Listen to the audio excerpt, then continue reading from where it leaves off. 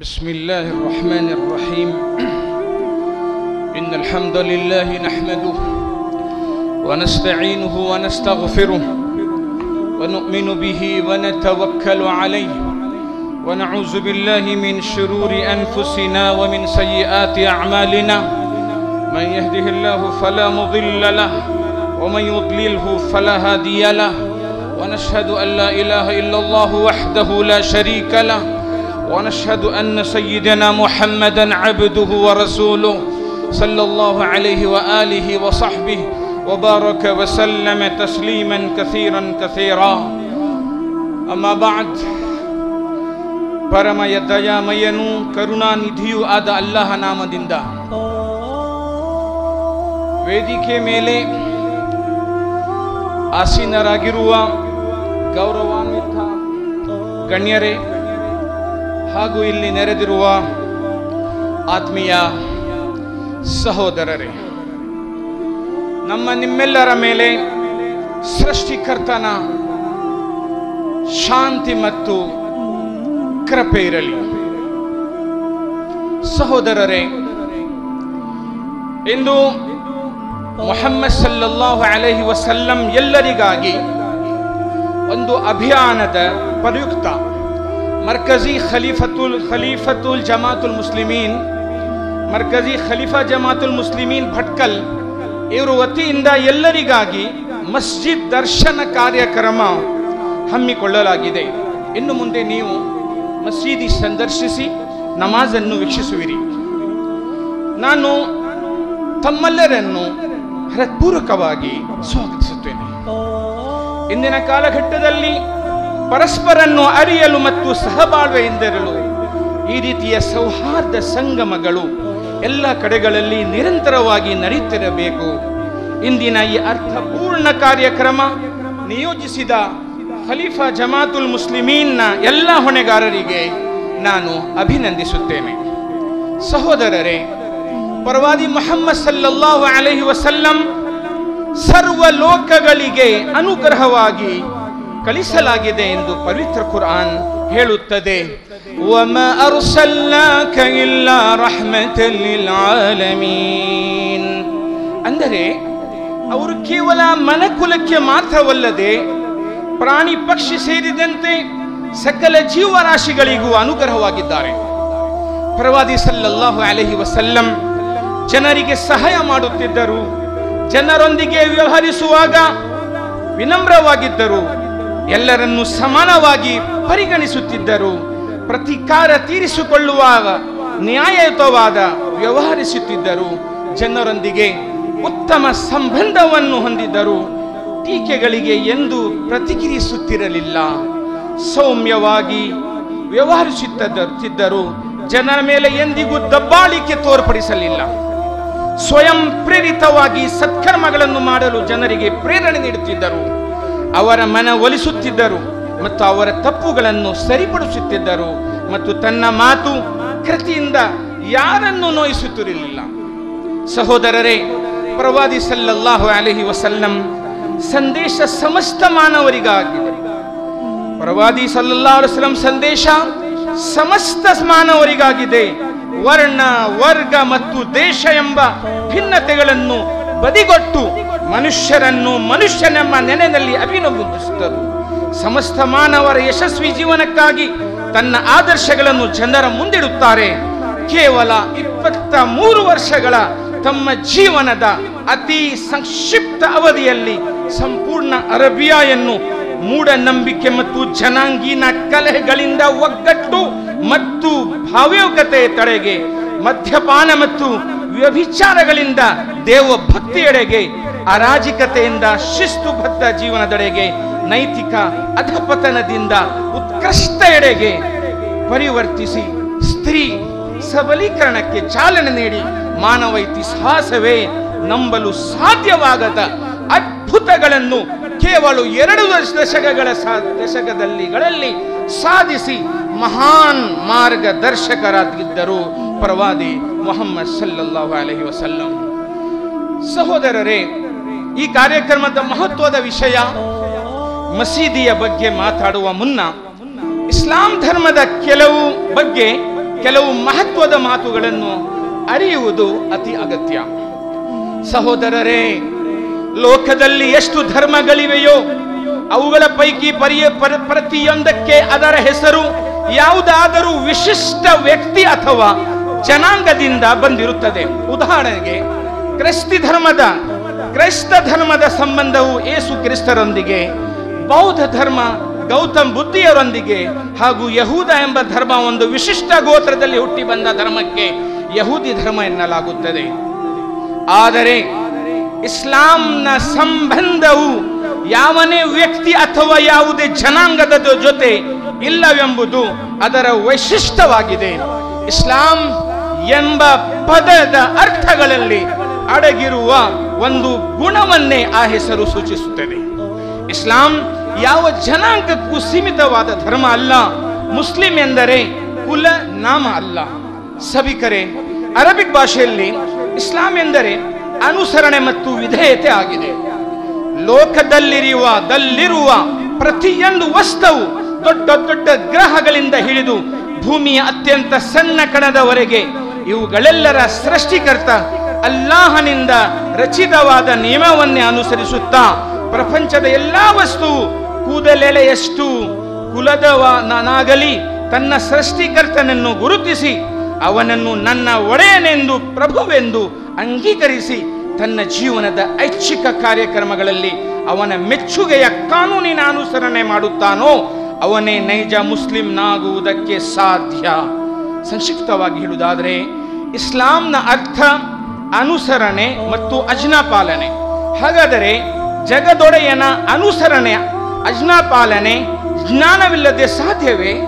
ಇದರಿಂದ ತಿಳಿದು ಬರುವುದೇನೆಂದರೆ ಇಸ್ಲಾಂ ಎಂದರೆ ಜ್ಞಾನ ನಂತರ ಅನುಸರಣೆ. ಜಾಠರಲ್ಲಿ ಜನ್ಮ ತಾಳಿದವನು ಜಾಠನಾಗಬಹುದು. ಮುಸ್ಲಿಂ ತಾಯಿ ತಂದೆಗೆ ಜನಿಸಿದವನು ಜ್ಞಾನವಿಲ್ಲದೆ ಮುಸ್ಲಿಂನಾಗಲು ಸಾಧ್ಯವಿಲ್ಲ ಎಂಬುದು ಇದರಿಂದ ಸ್ಪಷ್ಟವಾಗುತ್ತದೆ.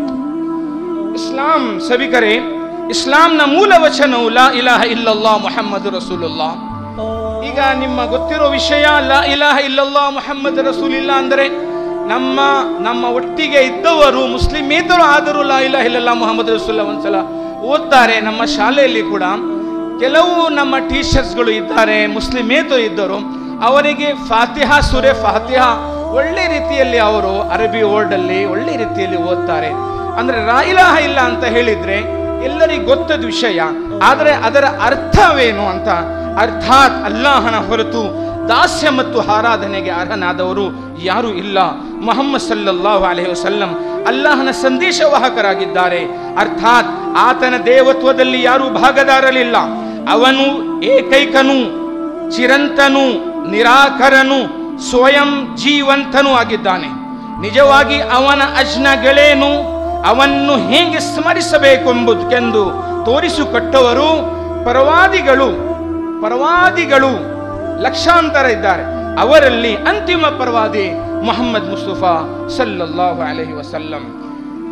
ಸಭಿಕರೇ, ಇನ್ನು ಮಸೀದಿಯ ಬಗ್ಗೆ ಕೆಲವು ಮಾತುಗಳು. ಸಹೋದರರೇ, ಮಸೀದಿ ಎಂದರೆ ಏಕ ದೇವಾರಾಧನಾಲಯ.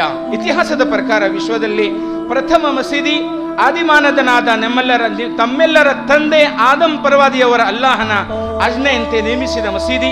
ಅದರ ಹೆಸರು ಕಾಬಾ. ಎರಡನೆಯ ಮಸ್ಜಿದುಲ್ ಅಕ್ಸಾ, ಬೈತುಲ್ ಮಸ್ಜಿದ್. ಇಸ್ಲಾಂ ಕೇವಲ ಆರಾಧನಾ ಪದ್ಧತಿಯ ಹೆಸರಲ್ಲ, ಬದಲಾಗಿ ಮನುಷ್ಯನ ಜೀವನದ ಸಕಲ ರಂಗಗಳನ್ನು ಆವರಿಸಿದ ಇಸ್ಲಾಮಿ ಜೀವನದ ವ್ಯವಸ್ಥೆಯೊಂದಿಗೆ ಮಸೀದಿಯ ಸಂಬಂಧ ಬಹಳ ಆಳ ಮತ್ತು ದೃಢವಾಗಿದೆ. ಮಸೀದಿಗಳು ಇಸ್ಲಾಂ ಧರ್ಮದ ಚಿಹ್ನೆ, ಇಸ್ಲಾಮಿ ಸಂಸ್ಕೃತಿ ನಾಗರಿಕತೆಗಳ ಮೂಲ ಕೇಂದ್ರವಾಗಿದೆ. ಬೇರೆ ಮಾತಲ್ಲಿ ಹೇಳಬೇಕಾದ್ರೆ, ದೇಹದ ವ್ಯವಸ್ಥೆಯಲ್ಲಿ ಹೃದಯಕ್ಕೆ ಯಾವ ಸ್ಥಾನಮಾನವಿದೆಯೋ ಅದೇ ಸ್ಥಾನ ಇಸ್ಲಾಂ ಸಮಾಜದಲ್ಲಿ ಮಸೀದಿಗೆ ಪ್ರಾಪ್ತವಿದೆ ಎಂಬುದರಲ್ಲಿ ಎರಡು ಮಾತಿಲ್ಲ. ಮಾನವರಿಗೆ ಈ ಭೂಮಿ, ಕರ್ಮ, ರಂಗ, ಆತನಿಗೆ ಲೌಕಿಕ ಜೀವನದ ವಿವಿಧ ಹೊಣೆಗಾರಿಕೆಗಳನ್ನು ನಿರ್ವಹಿಸುವ ಜವಾಬ್ದಾರಿಯನ್ನು ಕೊಡಲಾಗಿದೆ. ಈ ಜವಾಬ್ದಾರಿಗಳನ್ನು ನಿಭಾಯಿಸುವಾಗ ದೇವನ ಕಾನೂನುಗಳನ್ನು ಪಾಲಿಸುವಲ್ಲಿ ಸ್ವಲ್ಪ ಮಟ್ಟಿಗಾದರೂ ಹಿನ್ನಡೆ ಸಂಭವಿಸುವ ಅವಕಾಶವಿದೆ. ಆವಾಗ ಇದೇ ಮಸೀದಿಯಿಂದ ದಿನಕ್ಕೆ 5 ಬಾರಿ ಬಾಂಗ್ ಅನ್ನು ಕೊಟ್ಟು ಮಾನವರಿಗೆ ಮಸೀದಿಗೆ ಕರೆಯುವ ಪದ್ಧತಿ ರೂಢಿಯಲ್ಲಿದೆ. ಅದರ ಶಬ್ದಗಳು ತಾವೆಲ್ಲರೂ ದಿನನಿತ್ಯ ಆಲಿಸುತ್ತೀರಿ. ಅಲ್ಲಾಹು ಅಕ್ಬರ್, ಅಲ್ಲಾಹು ಅಕ್ಬರ್. ಇದರ ಅರ್ಥವನ್ನು ನಾನು ನಿಮ್ಮ ಎದುರು ಹೇಳ್ತಾ ಇದ್ದೇನೆ.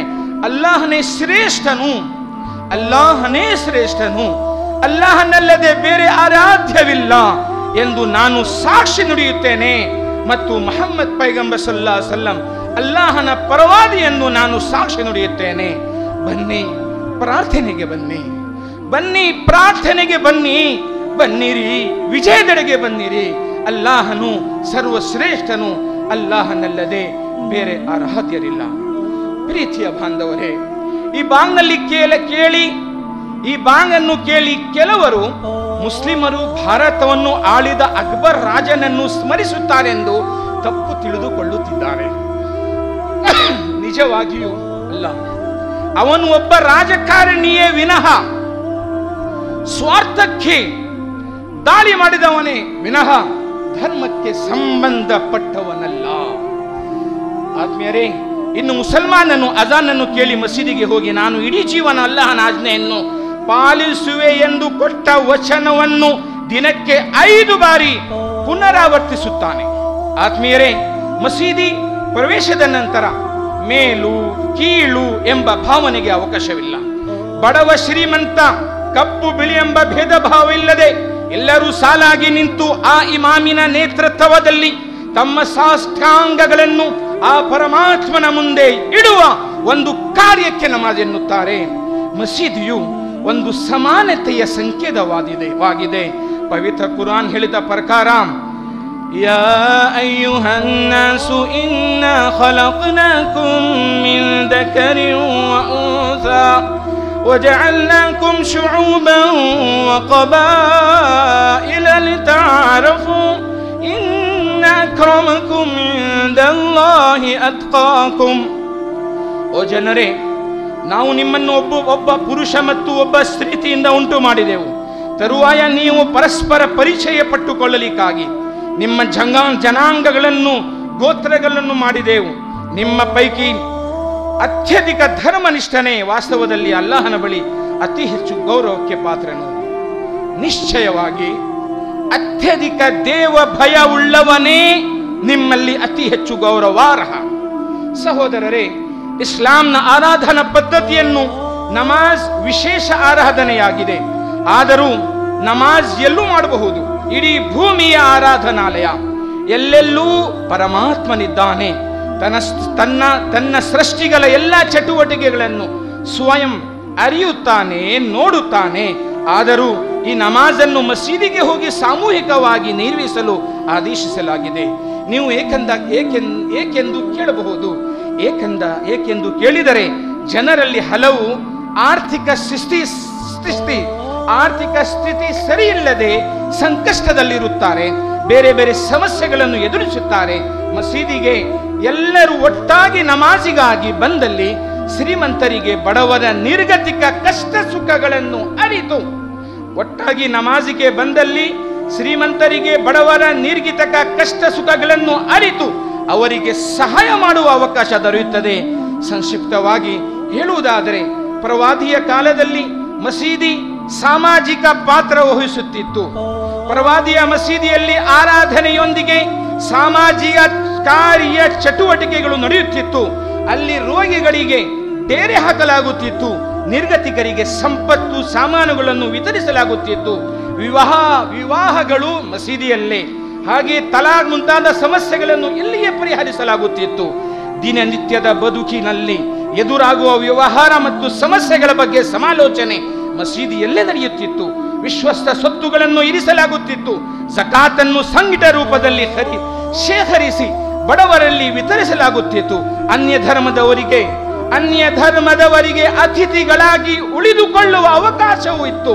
ಒಟ್ಟಿನಲ್ಲಿ ಸಾಮಾಜಿಕ ಜೀವನದ ಸರ್ವ ವಿಷಯಗಳೊಂದಿಗೆ ಮಸೀದಿ ನಿಕಟ ಸಂಬಂಧ ಹೊಂದಿತ್ತು ಹಾಗೂ ಸಮಾಜಕ್ಕೆ ಸರಿಯಾದ ದಿಕ್ಕುದೆಸೆ ತೋರುವಲ್ಲಿ ಗಣನೀಯ ಪಾತ್ರ ವಹಿಸುತ್ತಿತ್ತು.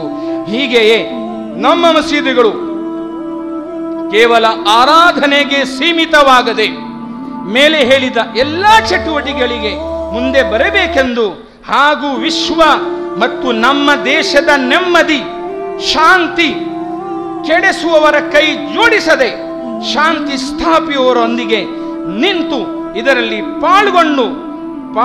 ಪಾಲ್ಗೊಳ್ಳೋಣ ಎಂದು ಕರೆ ನೀಡುತ್ತೇನೆ.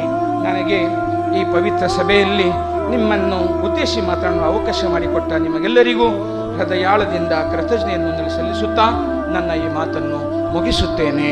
ಜೈ ಹಿಂದ್, ಜೈ ಕರ್ನಾಟಕ.